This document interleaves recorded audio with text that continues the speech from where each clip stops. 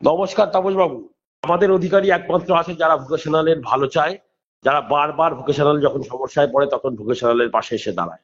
ফলে আপনি ঠিক সকাল ঠিক পরীক্ষার শুরু হওয়ার পরই আমাদের জানতে চেয়েছেন আমাদের কাছে যে পরীক্ষার যে অবস্থা। একটা কোশ্চেন পেপার পাঠানো হয়েছে, তাতে তার সঙ্গে না আছে ওএমআর শিট, কোশ্চেন পেপারের পাশেই উত্তর লেখার বক্স বানিয়ে দেওয়া হয়েছে। খুব ভালো কথা। কিন্তু আমরা দেখলাম কি যে ছাত্রছাত্রীরা তাদের নাম, রেজিস্ট্রেশন নাম্বার কিচ্ছু নেই। এখন বিভিন্ন অফিসাররা বলছেন যে তার উপর এরা কি লেখাপড়া করেছেন, এরা ভোকেশনাল শিক্ষকদের শিক্ষাগত যোগ্যতা নিয়ে প্রশ্ন করেন। আমরা তো এদের যোগ্যতা নিয়ে প্রশ্ন করতে চাই। এরা কারা? একটা শিক্ষা ব্যবস্থাকে জলাঞ্জলি দিতে চাইছে, নাকি খুব প্ল্যান করে করছে? আমাদের মনে হচ্ছে বৃত্তিমূলক শিক্ষাকে গোল্লায় পাঠিয়ে দেওয়ার জন্য একদল আধিকারিক এবং এই পুরো ব্যবস্থাটার একটা নেক্সাস তৈরি হয়েছে, সারা রাজ্যের শিক্ষা ব্যবস্থাকে একেবারে জলাঞ্জলি দিয়েছে। একটা কোশ্চেন পেপার পাঠিয়ে দিয়েছে তার যেখানে কিনা ছাত্রছাত্রীরা কে পরীক্ষা দিচ্ছে, কোথায় পরীক্ষা দিচ্ছে তার কোনো অবস্থান নেই। এটাকে একটা টেকনিক্যাল এডুকেশনের চলছে, অথচ কোটি কোটি টাকা তাদের ব্যয় হয়ে যাচ্ছে। কেন এর সঙ্গে একটা ওয়েমার শিট দেওয়া যেত না? যে ওয়েমার শিটে ছেলে মেয়েদের নাম থাকতো, তাদের রোল নাম্বার লেখা থাকতো, রেজিস্ট্রেশন নাম্বার থাকতো, কত সহজ হতো বিষয়টা। বললেন আপনারা এত ঘটা করে পরীক্ষা নেবেন, বাবা রে বাবা। আর রাজ্যের মুখ্যমন্ত্রী তিনি তো সব দপ্তরের মন্ত্রী, তিনি তিনি তিনি জানেন না? আমরা বলেছি নিখিলবঙ্গ বৃত্তিমূলক প্রশিক্ষক সমিতি এই পেপার মুখ্যমন্ত্রীর কাছে মেল করবে। আজকেই মেল করবে।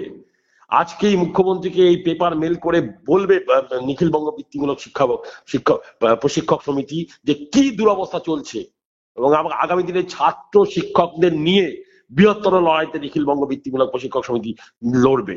আন্দোলনগুলোকে থামিয়ে দেওয়ার জন্য এই বিভিন্ন রকমের বদমাইশি চলছে। ঐক্যবদ্ধ আন্দোলনকে যারা ভেঙে দিতে চাইছে তাদেরকে আমরা আপনার এই চ্যানেলের মাধ্যমে হুঁশিয়ারি দিতে চাইছি। আর তারা আজকে কোথায়? একটা কথা বলছে না কেউ। একটা পরীক্ষার নামে প্রহসন তৈরি হয়েছে সারা রাজ্যব্যাপী। আজকে এই এই জায়গায় নিয়ে গেছে রাজ্যের শিক্ষা ব্যবস্থা।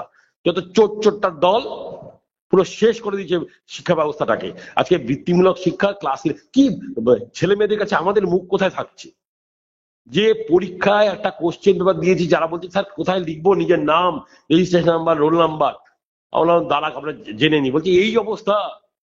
এই ছেলে মেয়েগুলো যারা প্রান্তিক, যারা লেখাপড়া থেকে বিচ্ছিন্ন হয়ে গেছিল, যাদেরকে নিয়ে এসে আমরা শিক্ষার আলোয় আবার প্রবেশ করিয়েছি, সেই ছেলে মেয়েগুলোর শুরুতে করে দেওয়া হচ্ছে। আমরা বুঝতে পেরেছি এর পিছনে একটা গভীর ষড়যন্ত্র, একটা পরিকল্পনা আছে এই সরকারের। ফলে আমরা এর বিরুদ্ধে তীব্র প্রতিবাদ জানাচ্ছি আপনার চ্যানেলের মাধ্যমে, এবং আমরা এরপরে রাস্তায় নেমে ওর প্রতিবাদ করব। ধন্যবাদ। সুভাষী বাবু, আপনাকে একটা কথা আমরা জিজ্ঞেস করছি। আপনি বললেন ওএমআর শিট, কিন্তু আমরা এর আগে শুনেছিলাম যে ওএমআর শিট কিন্তু আলাদা করে দেওয়ার কথা, কিন্তু আপনি বলতে চাইছেন কোশ্চেনের মধ্যেই সেই ওএমআর শিটের অ্যান্সার লিখতে হচ্ছে, তাই তো? ওটা ওয়েমার শিট নয়, কোশ্চেনের মধ্যেই আপনি দেখবেন। আমি পরীক্ষার পরে আপনাকে কোশ্চেন পেপারটা পাঠাবো, তাতে দেখবেন যে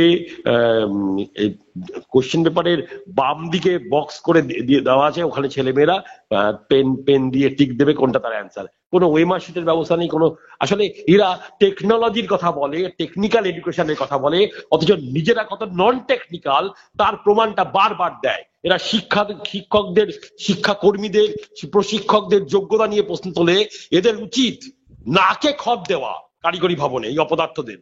আর অবিলম্বে এই কারিগরি মন্ত্রীর পদত্যাগ দাবি করছি আমরা। কিন্তু একটা আপনি অপদার্থ কারিগরি মন্ত্রী। কিন্তু আপনি যা অভিযোগ করছেন যে কোশ্চেন সম্পর্কে তো বিষয়, এ তো সম্পূর্ণ অনৈতিক ভাবে কাজ, মানে চুরি চামারির কাজটা অনেক বেশি হয়ে যেতে পারে।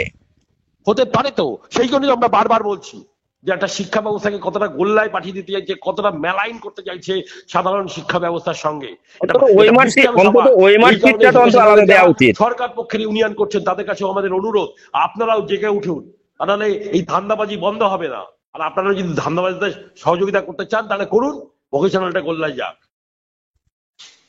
অশেষ ধন্যবাদ সুভাষ বাবু। আমরা পরীক্ষার পরে আমরা আপনাদের কাছ থেকে আরেকটা আমরা অভিমত নেব, এবং সাধারণ শিক্ষকদের কাছ থেকেও আমরা অভিমত নেব, এবং ছাত্র ছাত্রীদের কাছ থেকেও একটা অভিমত নেওয়ার পর আমরা নতুন আপনি আমাকে ফোন করবেন, আমার ছাত্রছাত্রীরা বলবে, এবং আমরা আগামী দিনের লড়াইতে এই ছাত্রছাত্রীদের সামিল করে দেবো।